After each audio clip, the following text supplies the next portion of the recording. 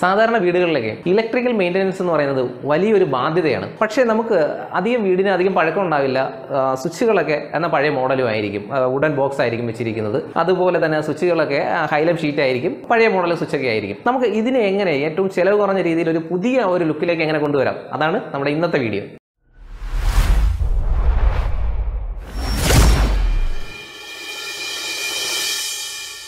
ഇത് കുറച്ച് വീടുകളാണ് വാടകയ്ക്ക് കൊടുക്കാൻ വേണ്ടി തയ്യാറാക്കിയിട്ടുള്ളതാണ്. ഇതൊക്കെ നമ്മൾ ഇതിന്റെ ഒരു ഇലക്ട്രിക്കൽ മെയിൻ്റെനൻസ് വർക്ക് നടക്കുകയാണ്. ഏറ്റവും കുറഞ്ഞ ചെലവിൽ വയറിംഗ് നന്നായിട്ടൊന്ന് മോടി പിടിപ്പിക്കുക, കാണാൻ ഒരു ഭംഗിയുള്ളതാക്കി എടുക്കുക, അതാണ് നമ്മൾ ആഗ്രഹിക്കുന്ന ഒരു കാര്യം.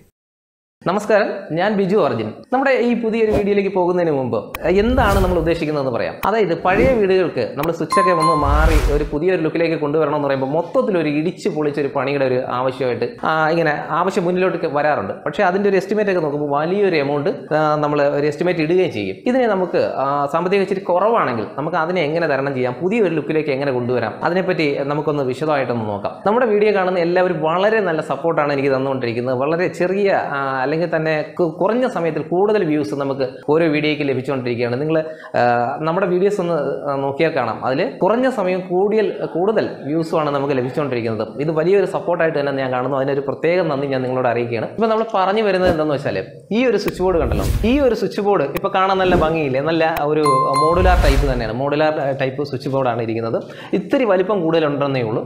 പക്ഷേ ഇത് പെയിൻറ്റിംഗ് ഒന്നും കഴിഞ്ഞിട്ടില്ല. പെയിൻറ്റിംഗ് ഒക്കെ കഴിഞ്ഞ് വരുമ്പോൾ നല്ല ഭംഗിയായിരിക്കും. പക്ഷേ കുറച്ച് സമയം മുമ്പ് വരെ ഈ ഒരു സ്വിച്ച് ബോർഡിന്റെ അവസ്ഥ എന്ന് പറഞ്ഞാൽ ഇതായിരുന്നു. നമ്മുടെ പഴയ ഒരു ഹൈലൈറ്റ് ഷീറ്റും അതിൽ കുറച്ച് പഴയ സ്വിച്ചുകളും വലിയൊരു റെഗുലേറ്ററൊക്കെ ആയിട്ട് ഇങ്ങനെ ഇരിക്കുകയായിരുന്നു. അതിനെയാണ് നമ്മൾ നിമിഷ നേരം കൊണ്ട്, അതായത് വളരെ കുറഞ്ഞൊരു സമയം കൊണ്ട് ഇടിച്ചു പൊളിപ്പോ കാര്യങ്ങളോ ഒന്നും ഇല്ലാതെ തന്നെ നമ്മൾ ഈ ഒരു മോഡുലാർ പ്ലേറ്റ് ലുക്കിലേക്ക് നമ്മൾ മാറ്റിയിരിക്കുന്നത്. അതിന് തടി ബോക്സ് ആണെങ്കിലും PVC ബോക്സ് ആണെങ്കിലും അല്ലെങ്കിൽ വുഡൻ ബോക്സ് ആണെങ്കിലും നശിച്ചു പോയിട്ടില്ലാത്ത അല്ലെങ്കിൽ ദ്രവിച്ചു പോയിട്ടില്ലാത്ത ബോക്സ് ആണെങ്കിലും നമുക്ക് ഇതുപോലെ തന്നെ മോഡുലാർ പ്ലേറ്റ് വെച്ച് നമുക്ക് ഭംഗിയാക്കി എടുക്കാം. ഈ ഒരു ലുക്കിലേക്ക് ഈ സ്വിച്ച് ബോർഡിനെ നമ്മൾ കൊണ്ടുവരാൻ ഉപയോഗിച്ചിരിക്കുന്നത് ഇതുപോലെയുള്ള എംവുഡ് പ്ലേറ്റുകളാണ്. ഇപ്പോൾ ഇത്രയും ചെയ്യുമ്പോൾ തന്നെ ആ ഒരു സ്വിച്ച് ബോർഡിനുണ്ടാകുന്നൊരു മാറ്റം നമ്മൾ നന്നായിട്ട് മനസ്സിലാവും. ഈ രണ്ട് സ്വിച്ച് ബോർഡുകൾ തമ്മിൽ നോക്കുമ്പോൾ തന്നെ അതിൻ്റെ ഒരു മാറ്റം നമുക്ക് നന്നായിട്ട് വ്യക്തമാകും. അതുപോലെ തന്നെ ഈ ഒരു ഡിസ്ട്രിബ്യൂഷൻ ബോക്സ്, ഈ DB നേരത്തെ ഇവിടെ ഇല്ലായിരുന്നു. അതിൻ്റെ സ്ഥാനത്ത് ഉണ്ടായിരുന്നത് ഇതുപോലെ ഒരു ഷീറ്റും അതിനകത്ത് കുറച്ച് ചെറിയ ഫ്യൂസുകളൊക്കെ ആയിരുന്നു. ഒരു PVC ബോക്സും അതിനകത്തൊരു RCCB ഒക്കെ വെച്ചിട്ടായിരുന്നു ഇരുന്നത്.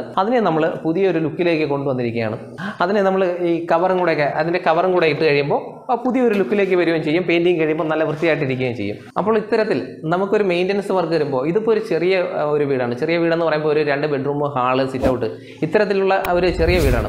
അപ്പോൾ ഇവർക്ക് മുടക്കാൻ അല്ലെങ്കിൽ ഒരു ഇലക്ട്രിക്കൽ മെയിൻ്റനൻസ് എന്ന പേരിൽ വലിയ സാമ്പത്തികം മുടക്കാനില്ല. പക്ഷേ നല്ലൊരു ലുക്കിലേക്ക് വരികയും വേണം. ഇത്തരത്തിലുള്ള സാഹചര്യങ്ങളിലാണ് നമുക്ക് ഇത് ഏറ്റവും കൂടുതൽ പ്രയോജനപ്പെടുന്നത്. നമ്മൾ വുഡൻ ബോക്സ്, PVC ബോക്സ് ഒക്കെ ആണെങ്കിൽ, കൺസീൽഡ് ടൈപ്പ് ബോക്സുകൾ, വുഡൻ ബോക്സ്, PVC ബോക്സ് ഒക്കെ ആണെങ്കിൽ നല്ല കണ്ടീഷനിലാണെങ്കിൽ, അത് ദ്രവിച്ച് പോയിട്ടില്ല എന്നുണ്ടെങ്കിൽ നമുക്ക് ഈ ഒരു പ്ലേറ്റും സ്വിച്ചുകളും മാക്സിമം ഉപയോഗിക്കാം. ഈ രീതിയിൽ ഉപയോഗിച്ചുകൊണ്ട് തന്നെ നമുക്ക് നല്ല ഒരു സാമ്പത്തിക ബാധ്യത നമുക്ക് ഒഴിവാക്കാൻ കഴിയും. അതുപോലെ ഈ സ്വിച്ച് ബോക്സിന് മുകളിൽ അല്ലെങ്കിൽ ഈ പ്ലേറ്റിന് മുകളിൽ ഇതിൻ്റെ ഒരു ഔട്ടറും കൂടെ ഇടുമ്പോൾ അതിൻ്റെ ഭംഗി എത്രത്തോളം മാറുന്നു നമുക്ക് കണ്ടാൽ മനസ്സിലാക്കാൻ കഴിയും.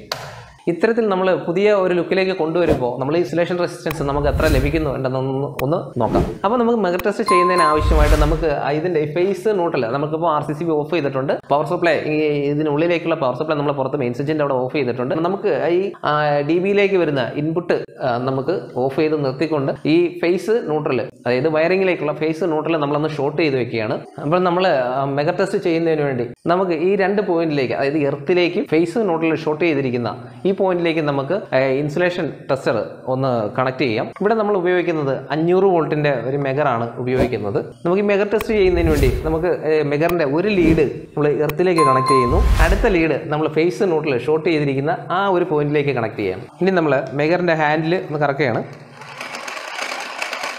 നമുക്ക് മെഗർ ടെസ്റ്റ് ചെയ്തപ്പോൾ കിട്ടിയ വാല്യൂ എന്ന് പറയുന്നത് 7 മെഗാ ഓം ആണ് നമുക്കിപ്പോൾ കിട്ടിയിരിക്കുന്നത്. വലിയ പ്രശ്നമൊന്നുമില്ല. ഇത് ഇത്തിരി പഴക്കമുള്ളൊരു വയറിംഗ് ആയിരുന്നു. എങ്കിലും റീവയറിംഗ് ചെയ്ത് വലിയൊരു സാമ്പത്തിക ബാധ്യത ഉണ്ടാവാതിരിക്കാൻ വേണ്ടിയിട്ടാണ് നമ്മൾ ഇത് ചെയ്തിരിക്കുന്നത്.